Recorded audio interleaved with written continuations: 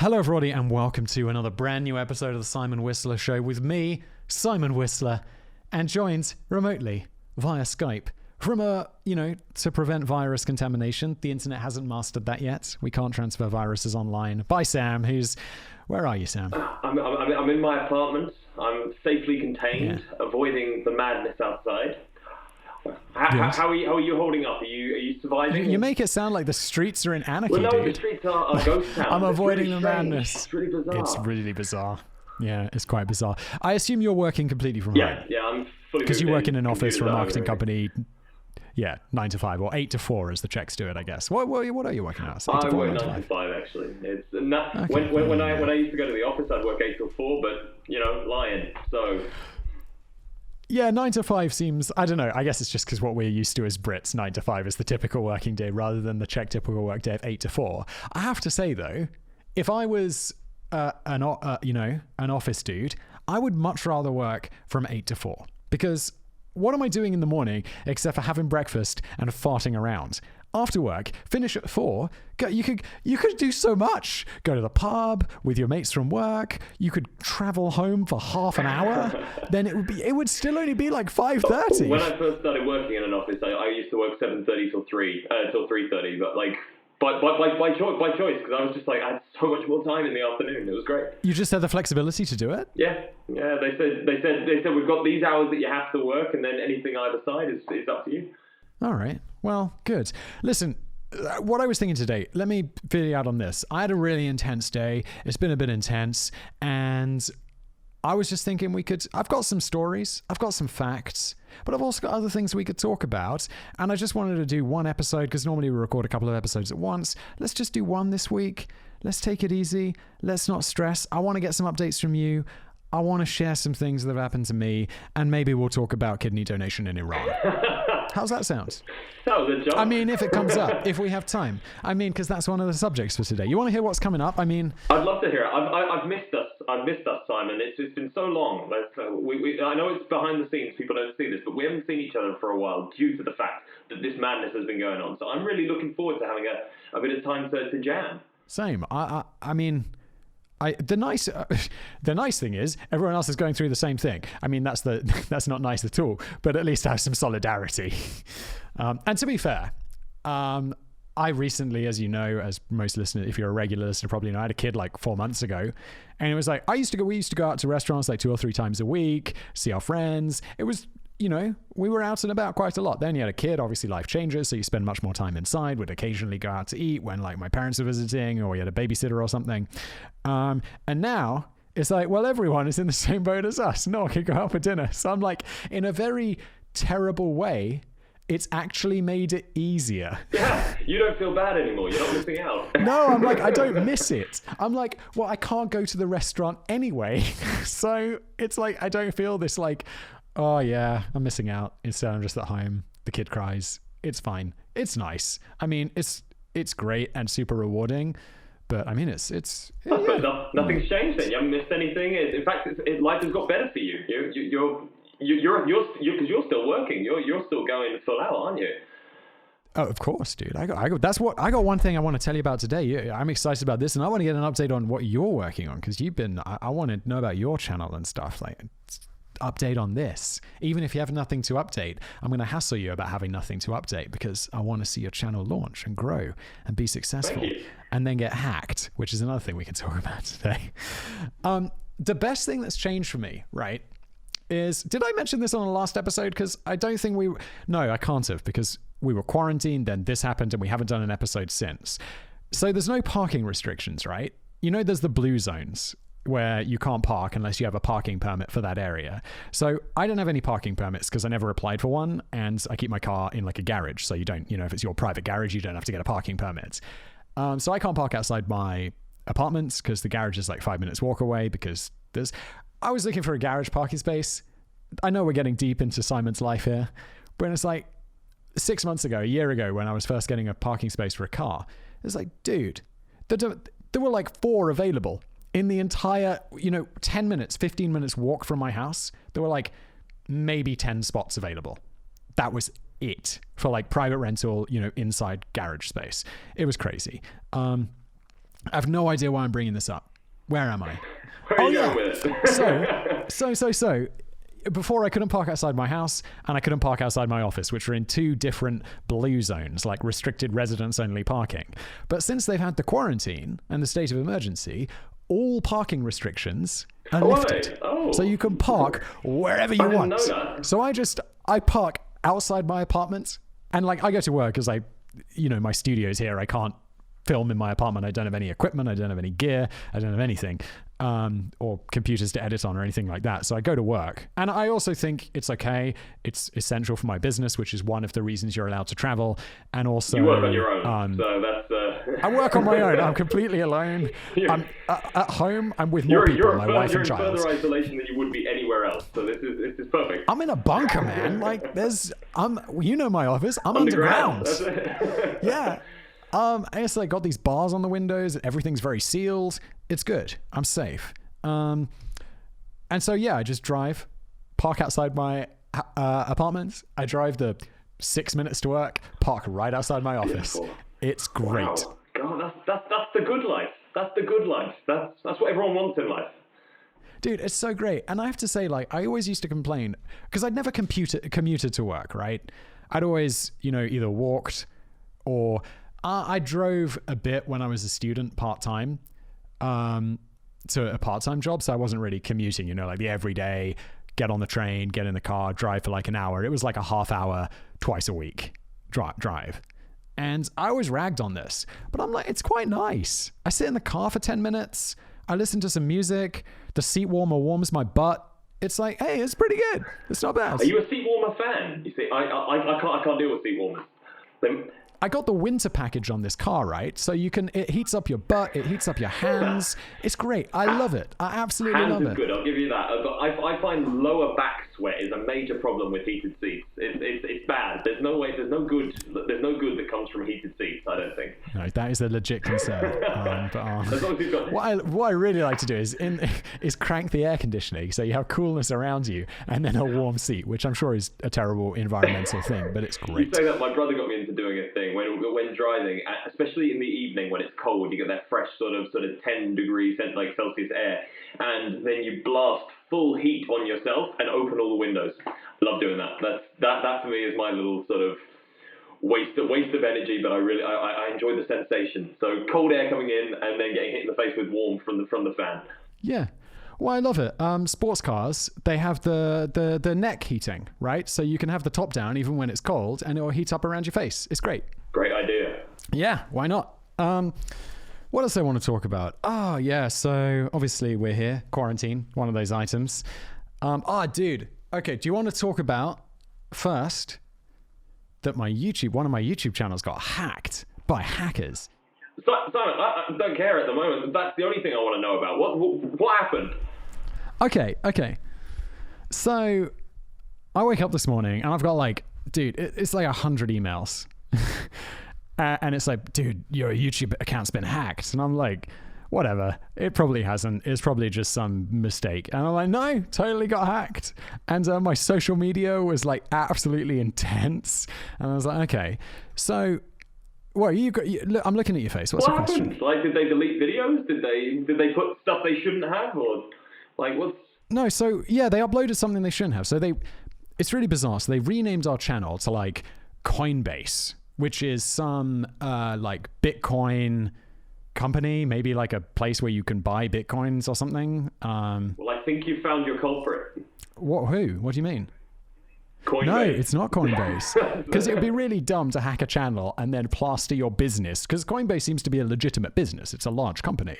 I mean, yeah, so they renamed the channel Coinbase Pro or whatever. It's like, okay. And then they uploaded a live stream of the CEO of Coinbase giving a talk. And that is what really tipped me off to be like, okay, well, if you hack someone's YouTube channel, you're not going to be uploading a live stream of your CEO giving like an interview, especially because I looked him up. He's like verified on Twitter. It seems to be like a legit company. He's had like venture capital funding, or it's a big company. It's out there.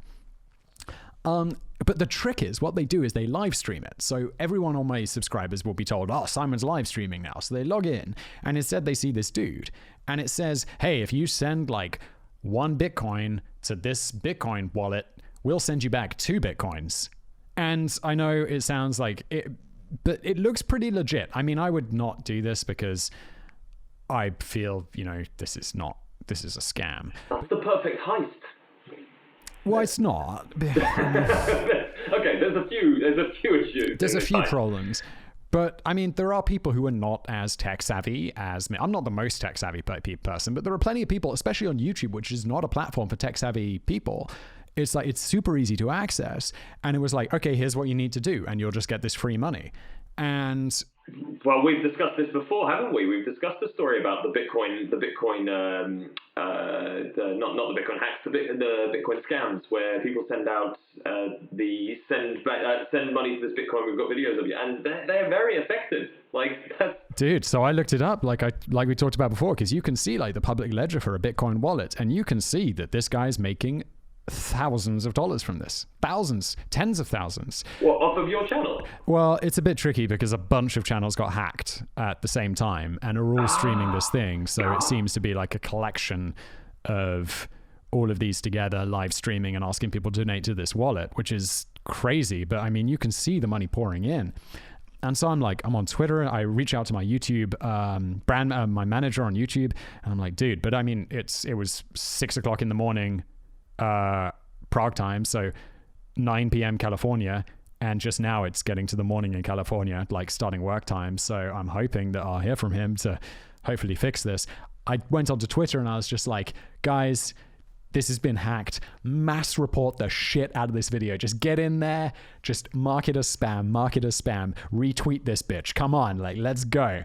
And then, hundreds of people spam the shit out of the report button, and the video does get taken down.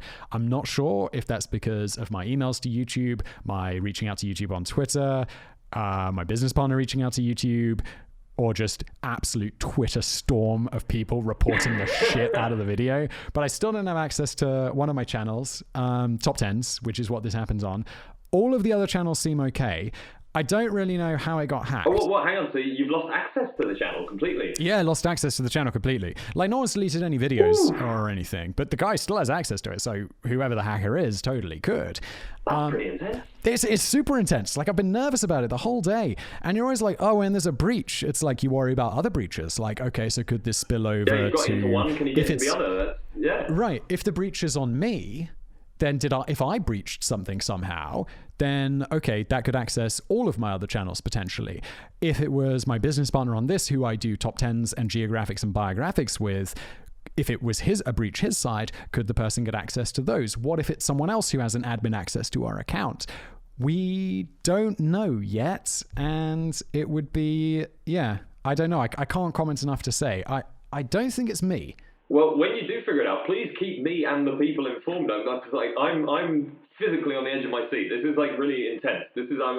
I'm gutted for you that this has happened, and I really hope everything resolves itself as quickly as possible. For me, it's fine.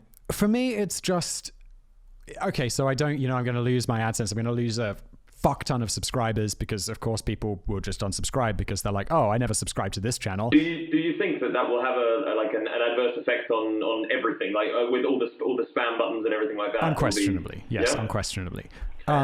Yeah, it's okay.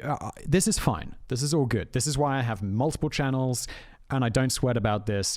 Obviously, my pulse has been going at 100 all day, and I'm cold sweat. It's super unpleasant. But dude, the real people are the people who are getting screwed, because this video is just scamming the shit out of their money. And this I wouldn't say it's primarily my fault. Obviously the person who hacked the channel is primarily to blame. YouTube also probably to blame. I'm also to blame. It's also using your platform, which is gutting. Not even just that, but it's I got hacked. Someone on our team got hacked, and that's okay. Then there's a security breach somewhere. Yeah, and some part of that's got to be somewhere in our team. I think that's actually a very mature way to look at it. I think a lot of people would throw the blame out, and I think it's a very important thing to be able to take the blame upon yourself, at least to a degree, and say there is an issue that we can improve on. I think a lot of people would love to just throw it away and say this blame isn't mine, but then it's those people that would have it happen again to them. I want to be clear. I don't think I'm responsible for this, especially legally. I don't carry any reasonable amount of blame for this, but I do think it's important to highlight and understand where things have gone wrong, because if you don't learn from your mistakes, you don't improve your system for the future, and then this shit happens again. So this was a mess. It's still ongoing. It seems to have happened to a lot of people. People have had this in the past. It seems one of the tricks they use is to, and look, I can't talk about this yet because I don't have enough information, so I can't really speculate, and I haven't talked to my partner about this yet, so I want to get it all before we start really diving into what we think happened, so we can update in a future episode. But I've been stressed out about this. It's not awesome. Yeah. I bet. What's your thing? How are you dealing? Are you stress eating, or are you? I don't eat in the day really. I just work, man. I just work. We started another 3 channels out of stress. No, I did start a new channel though. But this was a couple of weeks ago. Wow. Yeah. So I think since I last saw you, I had an idea, I had execution, and I had launch. So did I tell you anything? If I said the name Mega Projects to you, would you be familiar with this at all? Mega Projects, no. I know of one other project that you've got kind of in the barrel, but... well, give me a clue to what it is. The one using the big, amazing light that you bought. Oh, no, this is... Well, I kind of bought that light for something else, which I've kind of taken a back seat on for the time being. And just because... so, I don't know, man. I was just hanging out. I can't even remember where it came to me. But I was just like browsing YouTube. Like, I consume a ton of YouTube. And I'm like, oh my God, these building things are fascinating. There's like this, building content on YouTube. And I'm like, this is really good. There's not enough of this. I could do this. There are topics they haven't covered that I would like to cover. And I'd like to do it in my way. What, like interesting architecture? Or? Yeah. So, okay, so the channel's Mega Projects. It's all about mega projects. So the best way to describe it is like some things we've covered so far, or will be covering. Maybe we've covered by the time this video goes out. So the first video we did, and we published it the other day, was... God, I have so many videos all in my head now from everything that I've recorded. Shit, I don't even remember. But, okay, so we got one on the B-52 bomber. So we're looking at, like, the history of that plane. That plane was built in, like, the late 1950s, and they think it'll be in service until 2045. Like, not the model, the same planes. Damn. Yeah, because they just upgrade the shit out of them. It's crazy. Then a Chernobyl sarcophagus. So the new sarcophagus that they built over Chernobyl, that giant shed that's like, you could fit Wembley Stadium inside. Yeah. It's intense. And whatever the first video was that I've subsequently forgotten. So it's basically epic mega projects. Epic mega projects. Wow, that's incredible. That sounds amazing, actually. Yeah, then we got this one's launched, yeah? Yeah, this was launched last Friday. Got like 12,000 subscribers, 20,000 views on the first video, which is a great sign. Incredible. Yeah, I'll have to check it out. Did a bit of a push on Friday, like across all the channels. And it seems to be going well. I wanted to get the Chernobyl video out today, Monday. I don't know when this will go out, but I've been super stressed and I don't know if it'll be done. Maybe after this, I'll check in and see if I can get it out today, but I don't know. If it's not, it'll be tomorrow. It'll be fine. Not a super mega priority right now. Fair enough. I think that sounds incredible. Well, congratulations to another successful launch. Thank you. Well, I hope so.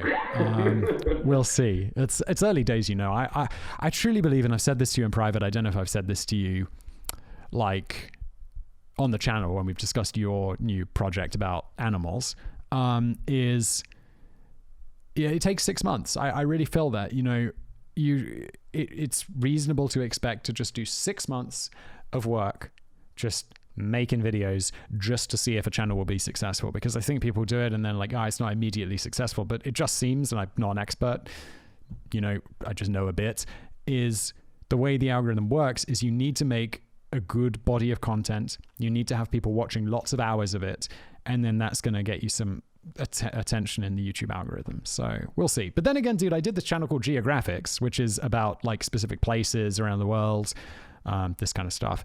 And that just did well out of the gate. So I don't know what I'm talking about, to be honest. You've got a pretty good batting rate, I have to be honest. Well, yeah, it's good so far, but it's also they work differently. Like Business Blaze has grown off a lot of, promotion on other channels. Today I found out, did hardly any promotion. Top 10s was the first one, so no promotion there. It's a weird world. But dude, my voice is getting tired. So tell me about you, even if it's just updates on thoughts and stuff. I want to know what's new. No. So I've actually started. Shit. Yeah. Okay. I started. So I filmed 2 episodes. I filmed a 3rd episode, and I'm sure you've had this. It was one of the most frustrating days of my life. I sat there recording for an hour and a half. Went back to look at the footage of this 3rd episode, and the sound had not recorded at all. So hour and a half, and right, it was an hour and a half of recording. Hour and a half of footage with just no sound, and like I've done sort of stop and start a few times. I kind of made mistakes and I wanted to restart and things. So I stopped and started, and I think the very first sort of 3 minutes had sound, and then after that, nothing. What happened? Absolute silence. I honestly don't know. To this day, I do not know. What's your gear? It's my gear. It's 100% my gear. Yeah. What's the gear? Let's nail it down. What's the gear? Well, at the moment, because I'm poor, I'm using a GoPro Hero 5 with an extension into a lapel mic, and then I've got a big light here, a big studio lamp. It's beautiful. It makes it shine like the sun in here. Mm-hmm. And other than that, you would laugh at my setup. It's a very much like a homegrown setup where I've got a chair balanced on a piano stool to make everything like high up, to get a high view. You are currently perched on 2 chairs and a piano stool. And do you have a piano or just a piano stool? I've got a piano. I do have a piano. Hey, that's cool. I have a piano. I'm cultured. Yeah. But no, so I mean, my big issue I've run into is that I don't have a teleprompter. Now I can use teleprompter. Yeah. I can use teleprompter like apps and things like that on a computer. You need the glass, dude. Yeah, that's it. Because I've got to look down, and then it just kind of ruins the eye to the personal sort of connection, and I don't want to ruin that, and it's really, really frustrating. It's taken me far longer to record them than I think it should. In theory, I should be able to sit down and 20 minutes whack it out. Absolutely. Whereas I can't at this point, and it's a very frustrating thing because I've written a lot. I've got about 5-6 episodes kind of written, and now shooting them is taking a significant amount of time. And have you ordered a teleprompter? You can get one for like 60 quid, 70 quid. I haven't. I will do. Once I'm starting a new job. I'm not sure I should really say this on here because if anyone that I work with finds out, some of them still don't know. Shit. But I'm sure we've mentioned it before on the podcast. Yeah, I think we have. So if they already know. But I'm starting a new job. So once I've started my new job, once I'm settled in, I'm gonna buy everything. But obviously, in this time of sort of not quite knowing what's going on, Fully I need to play the cautious card, Yeah. But no, so it's positive. I would like to think that in the coming 1 or 2 months, there will be the first trickle of episodes coming up. I think I'll be releasing probably 2 a week, and I will try and just keep that up for 6, 7 to 12 months, and then we'll see how that goes. And hopefully, if our followers here enjoy this show, they will enjoy that show. I mean, it's a similar sort of educational vein. Yeah. So I like it. Give me some titles. What are the first episodes about? Well, you see, titles. This is or subjects, whatever. Like, build some excitement. No. So I am doing animals. So I'm basically deep diving into animals. I think I'm going to call. I'm still sort of in the. I'm playing with names, but I think I'm going to call it Animal Academy. And we're going to be deep diving into animals and some of their incredible variations and adaptations that they've got to thrive and survive in the wild or in their natural habitat.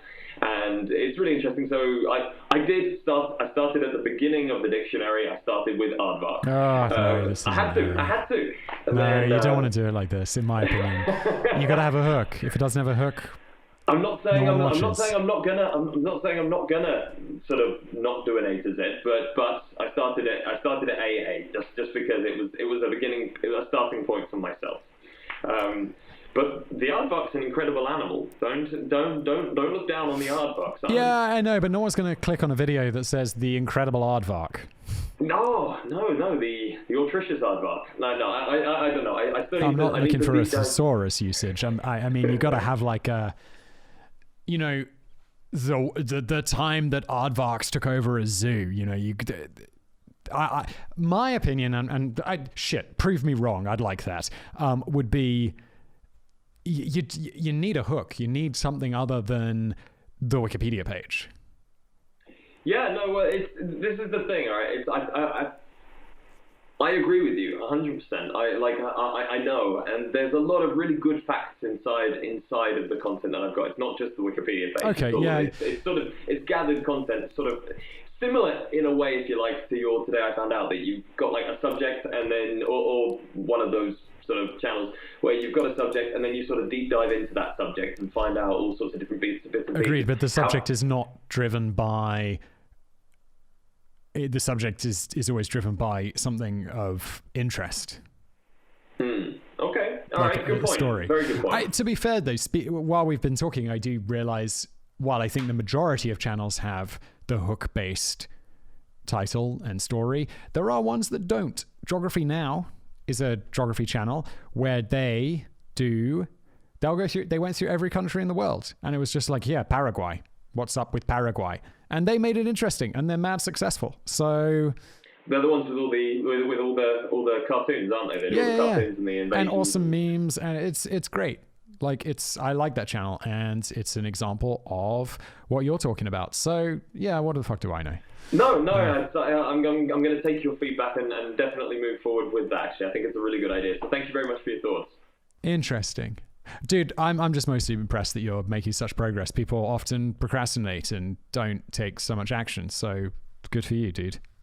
Oh, I've procrastinated, but I'm on the way. Yeah, but it's been 3 weeks and you're actually like filming stuff and writing scripts and actually making progress. So that's cool. Oh, nice. Cheers. Nice. It's good. I'll be honest, it's really nice. I'm in a bit of a period in my life where for a long time I feel like I didn't really create anything. I've been doing a lot of sort of process-based work, and my life has become very sort of it's a lot of formulas and things like that. Whereas somewhere deep down in my soul, I've got like a creative soul, and I really enjoy creating. And so this is a great opportunity to do that. I like creation. I think, I don't know, I spend a lot of time creating, but then also as things get bigger, and I run like 8 channels now. It's like the majority of my life is probably logistics. Outsource. No, I mean, choosing topics, organizing ad reads, making sure they're good, because I don't think you can outsource. I don't think I can really outsource my voice. Like, obviously, I read scripts, but like when I'm saying like you should check out Mac Weldon, it's a bit weird when I'm just reading someone else. It would be like reading the ad script that they give you verbatim. It always sounds so fake.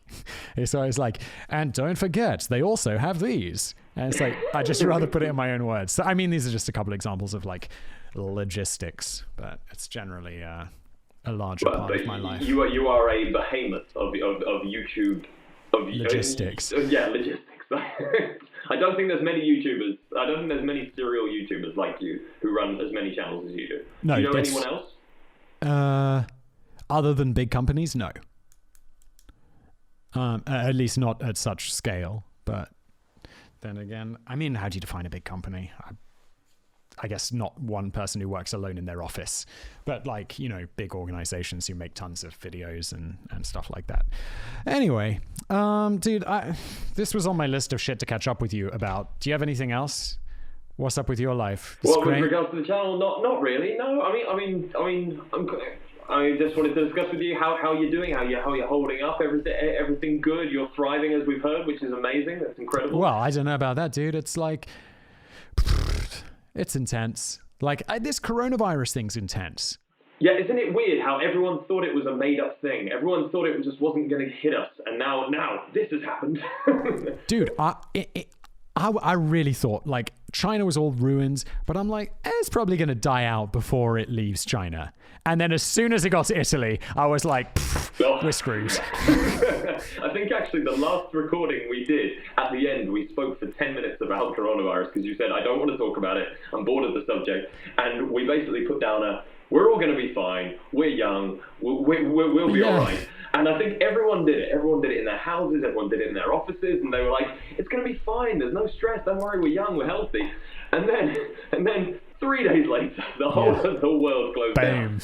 The UK took a good extra 2 weeks to hit lockdown, though. They've only just gone into lockdown. Dude, I know. It's a bit weird. Like, that was, I don't know. Oh, of course, now at the time when they were making decisions, it wasn't as clear as to what was the right strategy. 100%. Although in retrospect, it seems like that was the wrong strategy. Also, like, Bojo has coronavirus. Yeah, no, I heard about that guy. He's in hospital, isn't it? He's in hospital now, which is not good. Not good. Poor old Bojo. No, I mean, I don't want to laugh about, like, the Prime Minister getting coronavirus, but if there was a world leader who you could imagine getting coronavirus, I mean, it's not going to be Angela Merkel, is it? Or, like, Trump. No. It's going to be Boris. I was gonna say, if there's one I could imagine would get it, it would be Trump. But no, because Trump's so serious. Where I know, like, Bojo's silliness is kind of like largely put on, but I just imagine him being the kind of just silly enough to get it accidentally or something. Like, it'd just be making a joke, and then someone would sneeze in his face, and it'd be like, "Oh no, coronavirus!" And then he gets corona. Yeah. Yeah, I have to say, though, I do think his handling of the situation has been quite good in terms of, like, leading the country. I agree, actually. I was talking about this the other day. I think from the moment that they decided to take a serious stand on it, he's been very sort of forthcoming and really put his best foot forward, I think, yeah. Agreed. Even my parents, who are, like, very socialisty, they were like, he's doing quite a good job. And I'm like, whoa, he's from the Conservative Party. Steady on. Should we talk? How are we doing? Okay, we're like half an hour in. Do you want to do a story? I haven't prepared for these very well, but we could try. Yeah, let's do a story. You said you have something about a kidney. Yeah, we can do that. Let me start with the Victorian zoologist who tried to eat every animal on Earth. Right? Are you familiar with this at all? Darwin was. Oh, you know this. Well, hang on. Darwin was a part of this, like, hang on, it's in here somewhere. He was, like, part of the Gluttony Club. The Gluttony Club, yeah. It wasn't called the Gluttony Club. It was called... I don't even remember. Some gastronomic society of rare animals or something like that. And they endeavoured to eat every single animal in the world, wasn't it? That is absolutely right. But Darwin was a part of this. I think it's in here somewhere, so we'll get to it in a minute. But so there was this dude called what's his face? You can see I've really prepared for this. William Buckland, who was born, or he was around in the 19th century, 1845. I always sometimes screw that up, and it's really embarrassing that I can't do the centuries to, because it's always offset. So it's like, the 19th century, 1800s. I should always just stick with, like, 1800s, 1900s, 2000s.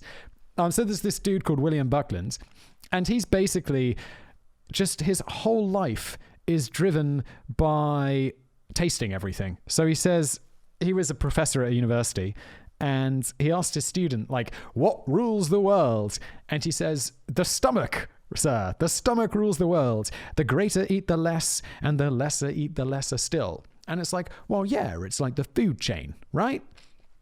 We've had discussions about food chains before and how we're the best and highest of them all, as you ultimately agreed upon. If you're not following the scientific measurement of the food chain. But yes. Look, Sam, if I can eat a wolf, I'm above the goddamn wolf. If you physically go and eat a wolf, I will say, yes, well done, Simon, you are the top of the food chain, my friend. Thanks, Sam. that's social proofing. You are the top of the food chain. Goddamn right. So he said, but he took it really literally, and he just went around, he went, his whole, like, excuse was that he was part of this group, the British Society for the Acclimate... What's that word?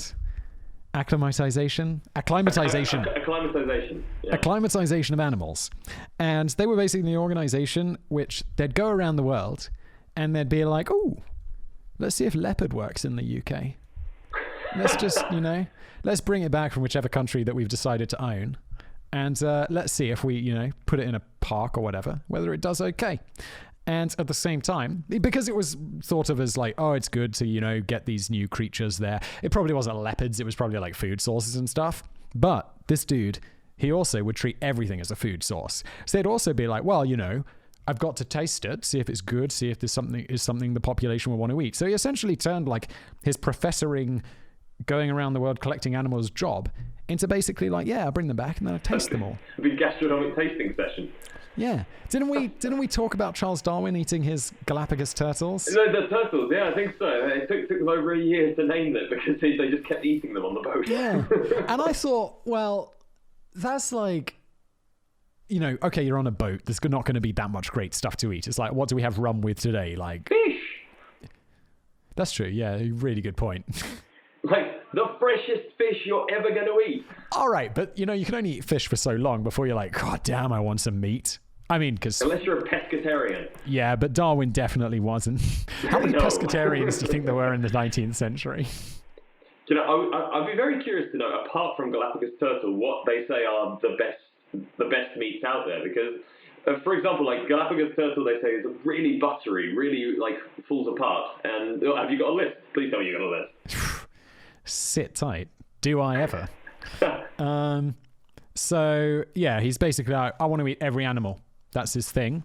And he doesn't largely succeed because there are so many animals. It's going to be impossible for him to go and eat them all. But he does bloody well. Check this out. He ate a remarkable array of animals. Oh, I found this on thevintagenews.com. Which, thank you, Vintage News. Dude, it's a really good website. They have loads of stuff like this. And this one just caught my attention after talking about... I don't know, I feel like we talk a lot about eating stuff on this podcast. Probably because we do it at the end of the day. I'm goddamn hungry. I don't know, eating's one of my great passions. We know that you don't eat during the day, but you do enjoy eating, don't you? Oh my God, dude. Tonight, I don't know, I'm feeling so stressed that I'm not even sure I'll enjoy my meal because I'm like bloody hackers. But don't let it be like that. You can't let it be like that. Don't let them get to you at that level. I'll probably have a beer when I get home, and it's a bad state, but it's like I'll have that beer and then I'll be like, everything is right in the world. Which, sometimes that's all you need. Yeah. It's also slightly concerning that I can only relax on a stressful day by having a beer after work. But I think today is particularly stressful. Let's talk about what he liked to eat, dude. One of his favorite things to eat was mice on toast, which after all of the stuff he ate, right, is a little bit disappointing. And I would try that. I'd absolutely try that. But we've discussed this before. You kind of have no filter, no barrier as to what is edible and what is not. What is not. You eat everything. We talked about foot taco, man, and I was like, yeah, I'll try that dude's foot. Did we not talk about foot taco? We did talk about foot taco. The dude who had a motorcycle accident, he had his foot amputated, and then he invited his friends around and he made them tacos, like some weird like Hannibal Lecter shit, except they all knew about it, and it was his foot. It's really bizarre. It's like using foot as truffle. Just dude, I'd put some truffle on those tacos, though. I mean, if you're it's a once-in-a-lifetime experience. Put some truffle on there. Run in Rome. My mouth is actually watering about the idea of eating that, but taco, yeah. No. It's the truffle. It's definitely the truffle, not the foot. I think I'd gag a little at the foot. But did they mention mice on toast? Do they leave the bones in? Is it like a crackly mice on toast? It doesn't say, but I'm assuming they like skin it, right? And cook I don't know. Is it like a sardine or? Don't know, dude. It doesn't say, and I didn't look it up. I'd imagine like mice, soft bones, a bit of a crack on it. Yeah, it'd be good. Do you reckon they take the organs out? Nah. No, you leave them in. There's nothing left. Bit of flavour.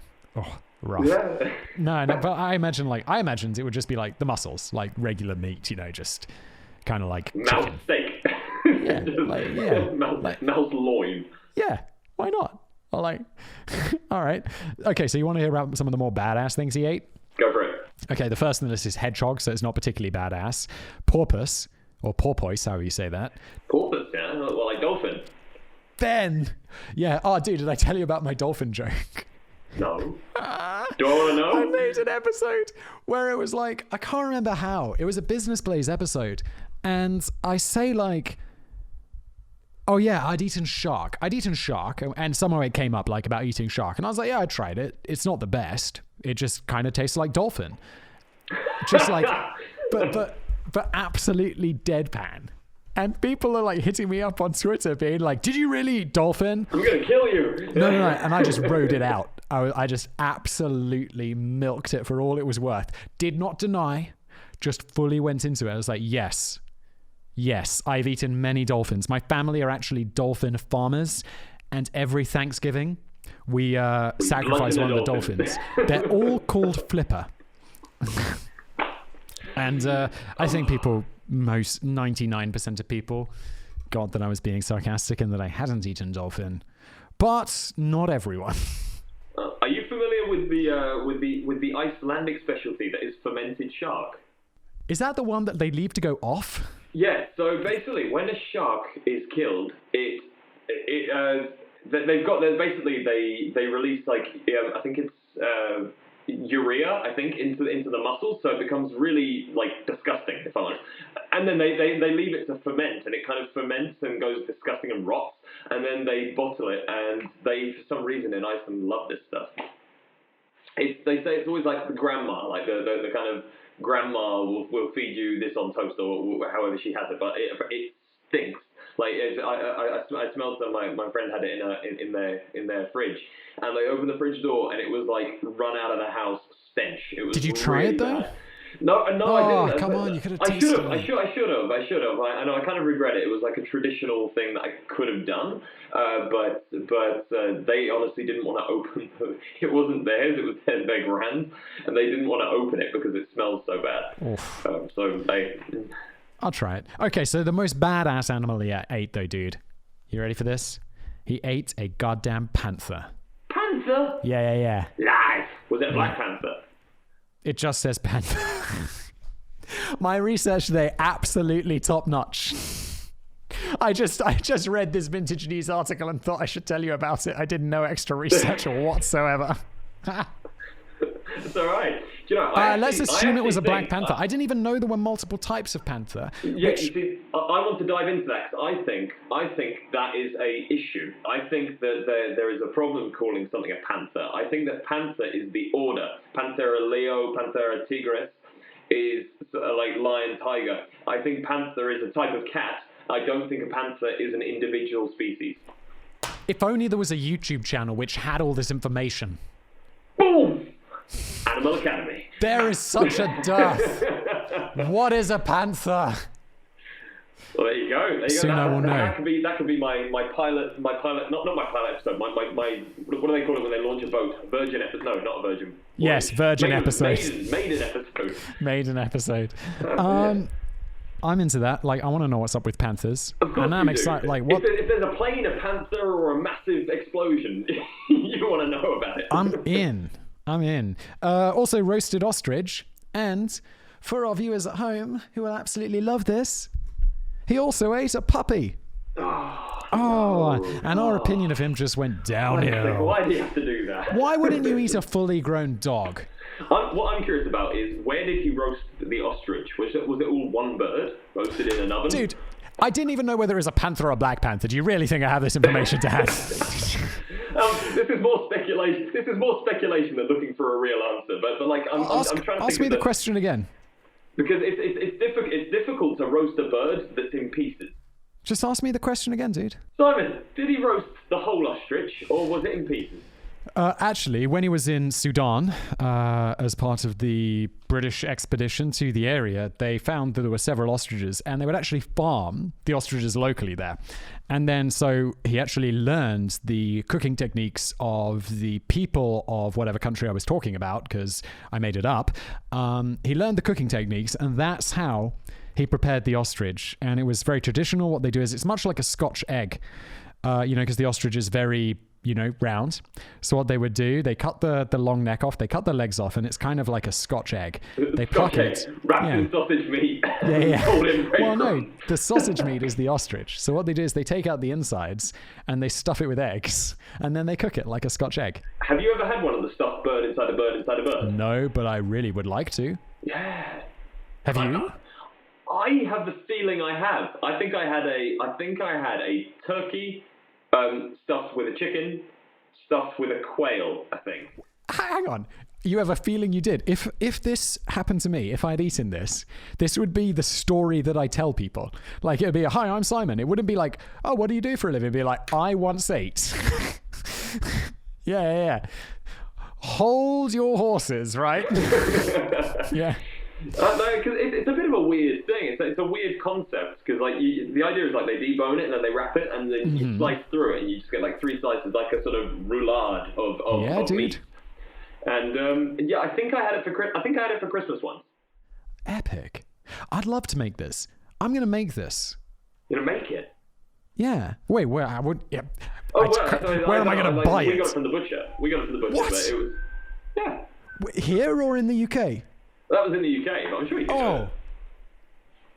Do you think? Yeah. Maybe you can buy it online. Oh my god, this is exciting. I imagine they cut a cavity so that you can, like, I'm not sure you can fit a whole chicken inside a turkey. Like, that's... Big chicken, big turkey, small chicken. Wait, but it's a turducken. So it's a turkey, a duck, and a hen. So there's a chicken inside. Well, there was a quail. Inside. We had a quail because the quail's small. Okay, maybe that would make more sense. Yeah, like it needs to be a small thing, like a partridge or something. You can put like a partridge inside a chicken, for example. You could get like a chick inside a poisson, inside a quail, inside a duck, inside a turkey, inside an ostrich, inside a camel. And then you need inside a camel, yeah. And then you're going to cook it a la Sudanese. Yeah. Or whatever country I made up. Sure. I've just decided now, when you ask me a question I don't know the answer, I'll just make up an answer. Make up a great answer. I love it. No, that's fine. That's perfect. So my dude, that was William Buckland. He was a dude who ate every animal. He ate a puppy. No one's going to like him anymore. Oh, he ate some slugs, some kangaroos, whatever the hell a curacao is. You might know this. It sounds Australian. It's a bird, curacao, I think. Oh, wait, dude, hold on. I have extra research on this one, which is a large bird found in tropical South American forests. Oh, curacao. Yeah, and I didn't make that up. I didn't make it up. If I'm correct, which I'm probably not, but I believe the curacao is it's a money in one of the countries in South America. I think it's the currency, the curacao. Oh. Maybe I'm completely making that up and got that wrong. Curacao it sounds like island. Something. Like, how much is it? 7 curaçaos. Okay. You want to know? The worst thing he ever ate, apparently, was a common mole and blue bottle flies. Apparently, what are those flies that glow? Glow flies? What's the name of that? Fireflies. Apparently, they're delicious. What? Yeah. Because they're so fatty. Apparently, you catch them and then you fry them, and apparently they're super mega delicious. Well, actually, you know, having spent a little bit of time in Asia, I'm fully of the opinion that insects are delicious. I like them. You know, a bit of lime, bit of chili, boom, boom, boom, fried up garlic, and they're just like chips. Like Did we talk about my grasshopper experience? I don't think we did. Shit. Okay, I feel like I must have talked about this because I feel like it doesn't ever come up in my life, but I feel recently it's come up like all the time, like for no reason. I'm allergic to grasshoppers. No, you're not. Really? I absolutely am. It's the only thing I'm allergic. I never was allergic to anything in my life. Never had an allergic reaction. Like hay fever, hardly ever. Extremely mild. I'm like resilient as shit. I'm eating some grasshoppers in Bangkok, and my throat gets all scratchy and itchy and uncomfortable. And I'm like, oh, maybe like one of them scratched my throat on the way down. And I'm like, that's fine. I'll just carry on eating them. Years go by. Never think about it again. And I'm in Mexico with my wife, who's allergic to nuts. And we're like, oh, there's some grasshoppers. You've never tried grasshoppers, Dommy, my wife. And she's like, I've never tried grasshoppers. I'm like, let's eat some grasshoppers. It's weird. And then I'm eating them. She's eating them. And I'm like, oh, are these upsetting you? Does this scratch your throat? And she's like, no. And I'm like, oh yeah, my throat feels like really itchy and uncomfortable. She's like, oh, that's an allergic reaction. You're allergic to grasshoppers. Oh, what the hell, right? Can you touch them? Do you get like a rash? Yeah, of course, like nothing. I mean, it's super mild. I'm not like freaking out. It's just like my throat's all uncomfortable. That's weird, isn't it? Dude, what totally a weird allergy to have. Right? Grasshoppers. Oh. And apparently this came up, I think, on a live stream then maybe. And someone was like, oh yeah, you can also, it's it's in an allergy group, so you can be like allergic to crustaceans or something. And I'm like, no, I love those, so I don't know what the problem is. I eat crustaceans all day long. I want to talk about the 1956 Olympic flame hoax, right? Ooh, all right. So this is, where's this from? Oh, this is Wikipedia, actually. I'm not sure where I found this. Love a cheeky wiki. Hell yeah. 1956 flame hoax, right? Do you know the history of the Olympic flame in general? No. Or the history of the Olympics? Because I'm going to tell you. No. Well, often I'll bring these things up and you'll be like, yeah, I know that. And I'm like, oh, God damn it. Okay. Well. And then you throw me and say, tell the people. And I'm like, yeah. It was something about... No, normally you do a great job. 1956 Olympic flame hoax. The story of the Olympic flame, the story of the Olympics is like, it doesn't, they did all this like Olympic stuff way back in the past, but it's kind of a modern invention, like that they tied back to ancient Greece. But the Olympic flame wasn't really ever a thing until the Nazis came along. And they wanted to show how they were like super Aryan or whatever, because they're Nazis, most of their agenda was about... We're so Aryan right now. Like, yeah, we're massive Aryans. And so they thought what would be good, because they hosted the 1936 Olympics in Berlin, very controversially.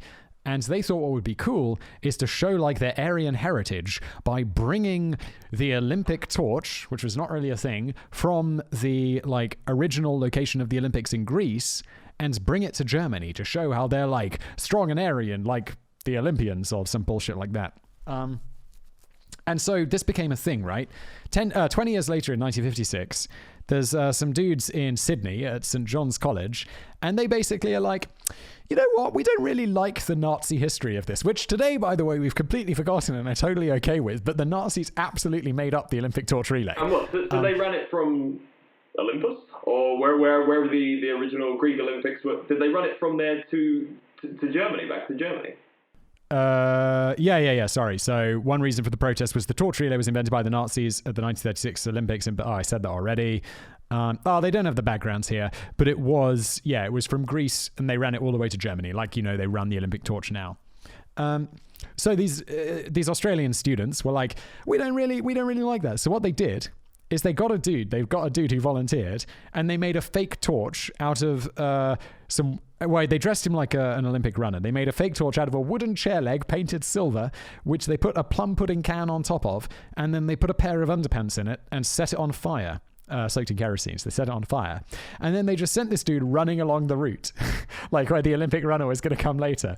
And then I think it's the Lord Mayor of Sydney, this dude called Pat Hills, is standing at Sydney Town Hall, where this Olympic torch is going to arrive to, right? And then the dude just runs up with the fake torch, hands it to him, and he doesn't realize. So he just grabs it. He's like, thank you very much. Or like, Australian, thank you very much. Thanks, mate. Thanks, mate. Yeah. And he takes it, and he just starts on with his speech about opening the Olympics. And he doesn't realize it, but people in the audience are being like, that looks a bit fake, doesn't it? And at some point, they realize the underpants... Oh, yeah, because the underpants fell out of the torch because the fake runner... Oh, yeah, sorry, that happened on the way. The underpants have fallen out. But the mayor still takes the torch and just carries on with it. Yeah, and then so the guy who had brought the torch ends up running off. And, where were we going here? So, yeah, that's kind of what happened. He ran off. Was he ever caught? He was caught. I mean, is that a criminal offence, or is it just being a public nuisance, really? I don't know. And it seems like a pretty legitimate protest. Let me see. Like I said, I'm absolutely... So hang on. So his doing this was protest against the Nazi... Olympic flame torch. He was like, this is bullshit. We shouldn't do this. It's a Nazi invention, and we don't like it. So yeah, eventually someone whispers in the mayor's ear that the torch is fake, and then they look around for Larkin, but he's just merged into the crowd that's there, and he's escaped. And then the crowd get really angry, which surprised me. It's like, this just seems like a pretty good prank that you're playing on a mayor, even if you don't really know what it's about. Yeah, I think it's quite funny. It's lighthearted, as long as no one got hurt, Yeah. Makes them look a bit silly, but it's fun. In my notes, I'm like, well, it's either they don't like fun or maybe they love Nazi traditions. Anyway, so Larkin returns to university. He's congratulated by the director of the college and given a standing ovation by fellow students when he attended an exam later that morning.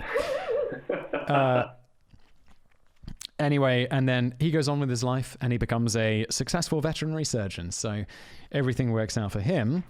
And how about this? During the 2000 Olympics in Sydney, the media reported the story of this hoax. And as a result, the police were very concerned that people were going to start, they'll do something similar just to kind of be a bit disruptive, which I feel is like, it's fine. That's good, whatever. But it makes sense that the police would try to stop it. But it's like, I think we're over the Nazi torch thing now and we just like it. We're I think okay with it. I'd run with it. Yeah. You would run with it. Yeah, okay. I mean, there's some Nazi things we're okay with, like the Olympic torch. There's some Nazi things we're not okay with, like the swastika. Yeah, agreed. It's really weird if you go to India. I mean, you've been to Sri Lanka. I'm sure it's there as well. Like, it's everywhere. The Hindu swastika, and it's like you sort of look at it and you go like, you have that first moment of, oh, that's a bit weird, but then you why realize, do all these monks love Nazism? That seems weird. Then of course you realize it's a peace symbol, and you then realize it's a peace symbol, and you realize how ingrained that reaction is inside of us. It's a really interesting sort of idea that you can ingrain a reaction to something. Yes, indeed. It's kind of strange. Like dog poo. Like it's like a human's learned reaction that the smell of it is bad, and it's like there's disease there. So you kind of go, oh, it's like a learned reaction.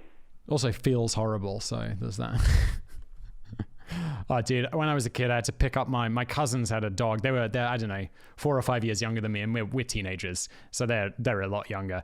And I'm on with them, and it's their goddamn dog. And I don't know, I'm maybe 15. And we're walking their dog in the park, and the dog just takes an absolutely steaming, and it's a big dog, it's like a Labrador or some shit like that. Absolutely steaming shit. And they've got a plastic bag, like not one of these like scooping things. And they're just like, and I'm like, well, are you going to pick it up or what? It's not my dog. And they're like, Dad usually does it. And I'm like, for real? Glove up, boy. And I'm like, yeah. So they just refuse to do it. So I'm like, oh, for God's sake. So I put my hands in this bag. I've never touched a dog shit through a bag. I have a vivid memory of how this felt. And I was retching. Because it's like the bag's like as thin as a condom, It felt like it was designed to be able to feel through it. And I'm like, and it's warm, and it's kind of mushing in your hands. Oh, it's fucking rough, bro. You were left with a powerful grenade to throw at your friends who didn't pick it up. Oh, yeah, right. No, I absolutely slammed it in my cousin's face. Oh, no! No, I didn't. I put it in a bin. But, God, man. Left us all with that message. Left us all with that mental image before we go. Yeah, don't do that. Poor Harry. Okay, Sam, let's wrap it up there. I'm hungry. I need some food. Go eat, get your beer. You've had a stressful day. I have. I need to check my emails, see I see 10 emails have come in while we've been having this call. So I'm like, oh God, what's happened now? Sam, dude, it's been a pleasure though. This has been a highlight of my day, I tell you. Likewise. It's pretty boring being inside all the time, so it's been great to speak. Great to chat. Chaps, ladies and gents, boys and girls, other people who I don't want to discriminate against, but ladies and gents is just so wired into my brain. Thank you for watching the show. Please leave us a review. Be kind, or don't be. I mean, do. I don't want to bias you. Tell us what you think. If you're watching on YouTube, smash that like button. Smash that subscribe button. Don't hack my channels, please. And we will see you probably next week, right? Yeah, let's do that. Next week. Stay safe and wash your hands, people. Bye for now.